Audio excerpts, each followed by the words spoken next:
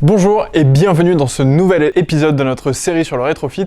Dans celui-ci, nous allons découvrir les 5 préjugés sur le véhicule électrique et je vais vous dire pourquoi ce ne sont que des préjugés et comment aller au-delà de ces derniers.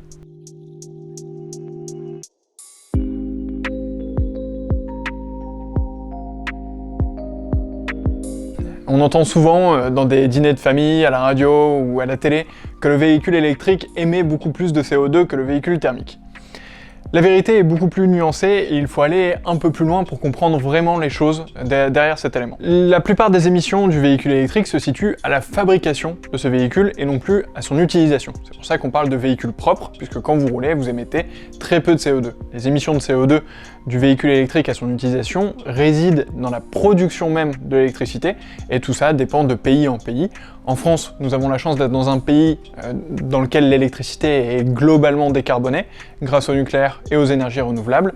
Ce n'est pas le cas dans d'autres pays, mais en France, l'utilisation du véhicule électrique est quasiment zéro émission. En revanche, la plupart des émissions du véhicule électrique résident dans sa fabrication. On parle d'énergie grise. C'est pourquoi le rétrofit permet de diminuer l'énergie nécessaire à la fabrication et les ressources nécessaires à la fabrication de ces nouveaux véhicules, puisque nous partons d'un véhicule déjà existant, nous n'insérons alors plus que les batteries et le moteur, tout le reste reste identique.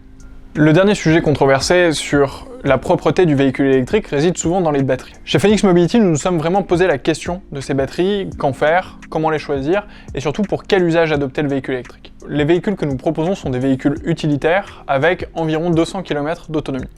Cette autonomie permet de ne pas surcharger le véhicule en batterie et donc de ne pas utiliser trop de métaux rares ou trop de métaux tout court, trop de ressources à l'intérieur de ces batteries.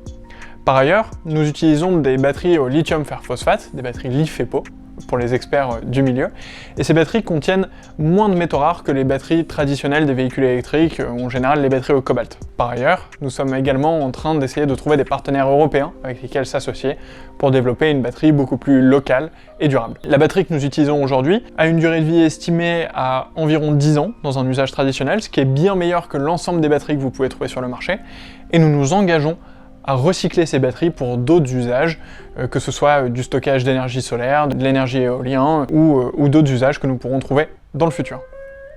Préjugé numéro 2, les véhicules électriques coûtent trop cher.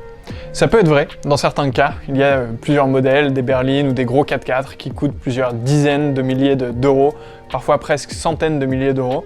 Toutefois, rassurez-vous, ce n'est pas le cas pour la majorité des véhicules. Aujourd'hui, les véhicules électriques coûtent globalement cher, mais vous allez faire des économies dans leur utilisation, puisque vous allez réduire vos frais de maintenance et également vos frais de carburant. Vous ne mettez plus d'essence ni de gasoil, mais d'électricité, et croyez-moi, votre plein va vous coûter beaucoup moins cher. Vos économies de maintenance sont également conséquentes, mais si vous voulez aller encore plus loin pour faire des économies, vous pouvez convertir votre véhicule existant en véhicule électrique grâce au rétrofit. C'est ce que nous proposons chez Phoenix Mobility, que ce soit auprès des professionnels, des collectivités et même à vous, particuliers, vous pouvez convertir votre véhicule à l'électrique, vous allez donc réaliser de nombreuses économies.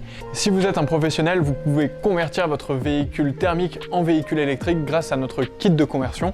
Vous allez donc faire de nombreuses économies puisque nous partons d'un véhicule existant, nous produisons moins de choses, donc ça vous coûte moins cher. Par ailleurs, vous pouvez également conserver l'équipement de votre véhicule. Si vous avez un véhicule utilitaire avec un atelier ou des étagères à l'intérieur, vous pouvez conserver l'ensemble de ces éléments et donc réaliser des économies puisque vous n'avez pas à réinvestir dans votre nouveau véhicule. Si vous avez un véhicule thermique, il est vrai que vous êtes sûrement habitué à faire un plein et à pouvoir rouler pendant plusieurs centaines de kilomètres, 500, 600 km en général. Pour un véhicule électrique, les niveaux d'autonomie sont généralement inférieurs. Il est vrai, on est plus autour des 300 km. Toutefois, il faut vous interroger sur votre usage et sur vos vrais besoins.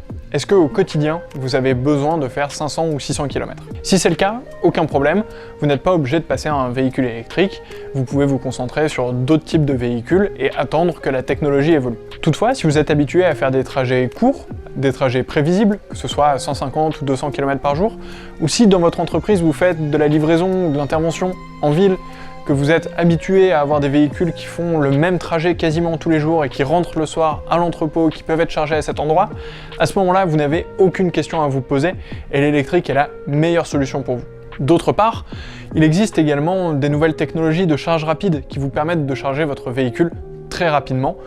Par exemple, nous sommes en capacité de faire en sorte que votre véhicule se recharge en seulement 20 minutes, et nous sommes qu'en 2021, donc si vous regardez cette vidéo dans le futur, j'espère que nos performances sont encore supérieures. Ces 20 minutes, ça peut être l'histoire d'une pause déjeuner pour votre technicien ou pour la personne qui utilise votre véhicule, si c'est en chauffeur par exemple. Le temps de se poser 20 minutes, il recharge de 0 à 80%, et ensuite vous pouvez reprendre la route pour la deuxième partie de votre journée.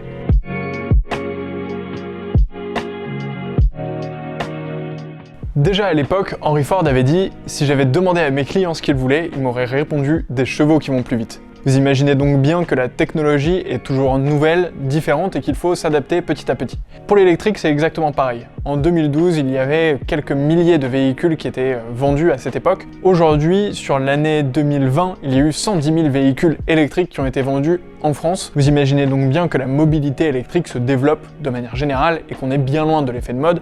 L'ensemble des constructeurs ont annoncé des modèles électriques.